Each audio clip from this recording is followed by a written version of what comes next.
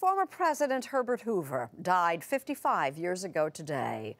His name forever linked to the stock market crash of 1929 and the Great Depression that followed. But as Mo Rocca will tell us, there's a case to be made that the real Herbert Hoover was a far better man than the caricature.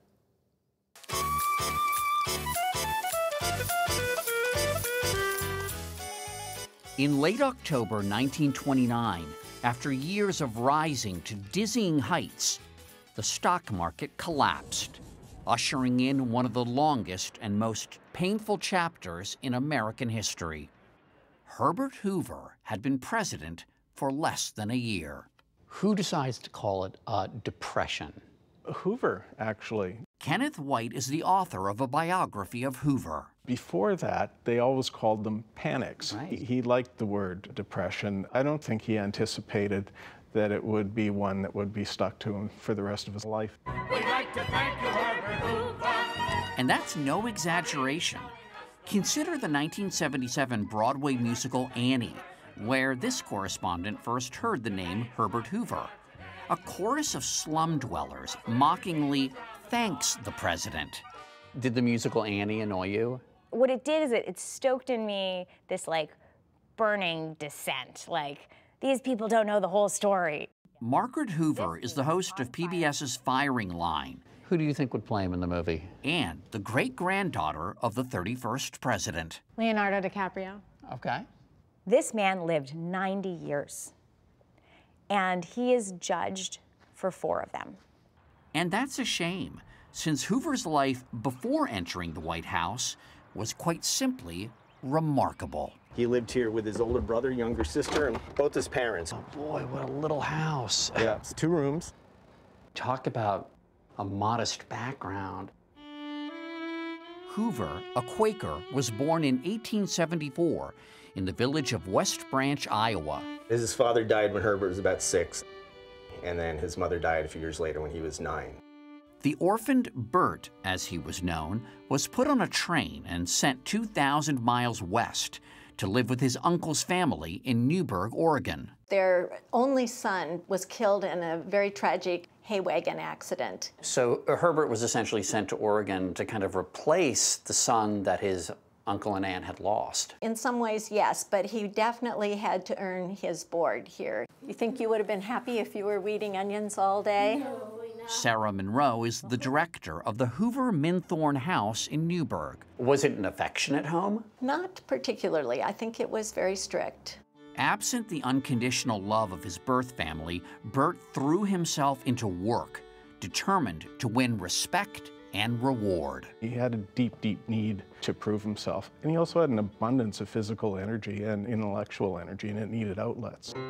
He was accepted into the very first class of Stanford University, where he studied geology, preparation for a career as a mining engineer. Hoover's talent for turning around unproductive mines made him very much in demand the world over. In his early 20s, he's running gold mines in Australia. In his mid-20s, he's off in China. His relentless drive and his willingness to do whatever was necessary paid off. He made several fortunes as early as his 20s and retired at the start of the First World War with about $3 or $4 million in assets. Now, if Hoover's obit had been written in 1914, he would have been remembered as a talented engineer turned business magnate. But his response to World War I turned him into something far greater. When the war broke out, 120,000 Americans were stranded in Europe.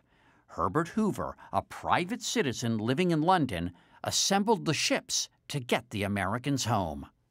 Hoover followed this feat with an even more stunning one. Germany invaded Belgium and cut off its food supply. The U.S., still neutral, was reluctant to get involved. Everyone was arguing they didn't have responsibility to feed the Belgians. Hoover said, "I'll feed them, let me through," and pretty much bullied his way through both lines. Hoover himself convinced both the British and Germans to allow delivery of millions of tons of food to the starving Belgians. He was dealing as though he were his own State Department. As he put it, the feeding must go on. Tom Schwartz is director of the Hoover Presidential Library and Museum. How many people did Hoover and the commission end up feeding? Between 7 and 8 million. And he became known as the Great Humanitarian. I still get emails and letters of people Hoover fed. After the war, Hoover went from saving European lives to modernizing American lives. As Secretary of Commerce under Presidents Harding and Coolidge, Hoover set standards for everything from electric light sockets to milk bottles. Get this, the dairy industry had previously had 42 different sized containers for milk. Hoover's the one who got them to do it by pint, quart, half-gallon, and gallon. And he brought order and safety to traffic lights. He standardized it so red men stop, green men go. He did that. He did that. But wait, there's more. Hoover more or less laid the groundwork for the commercial aviation industry. He oversaw the development of what became the Hoover Dam. And as the country's unofficial innovator-in-chief, Hoover was the very first person to appear on a live television broadcast. He's a very modern man. He is, yes, yes. And in his spare time, Hoover and his wife Lou, one of the first women in America to earn a degree in geology, translated an ancient mining text from the original Latin. I mean, they're real mining geeks. This was published in 1912. It remains in print today. When the Great Mississippi Flood of 1927 displaced hundreds of thousands, it was a foregone conclusion that Hoover would lead the relief effort.